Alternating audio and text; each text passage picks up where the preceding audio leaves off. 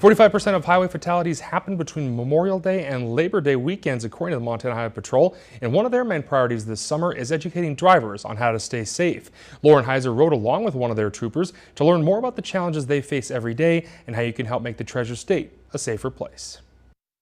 We always, when possible, we want interactions with the public to always be positive, and we want it to be to where everybody leaves feeling they've made a difference or have learned something. Especially during the summer months, Montana Highway Patrol makes education a priority on their daily beat, hoping that in doing so, they can reduce the number of fatalities on Montana's roadways. Trooper Carl Ward pointed to one example he saw recently involving a minor who hit a tree. A young driver that is driving too fast for road conditions has a minor collision.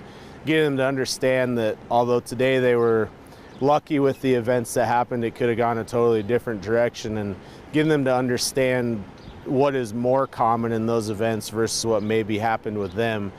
Even with added emphasis on education, Ward says they often encounter the same people committing a similar offense. And it is tough when you feel like maybe that first encounter you tried to do more education with them than necessarily enforcement as far as writing tickets. And then 6 months, a year, 2 years later, you find that you go back and deal with those same people. Now you have to deal with something much more severe than the first time you contacted them.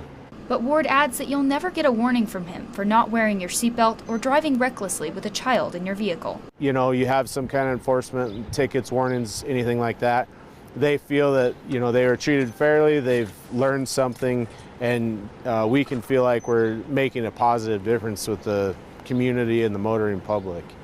In 2017, 58% of the people who died in crashes were not wearing a seatbelt. According to the National Highway Safety Administration, the number of crash fatalities dropped from 2016 to 2017. Luckily, the same is true for Montana. But according to the state's 2017 crash data report, the number only declined by 4.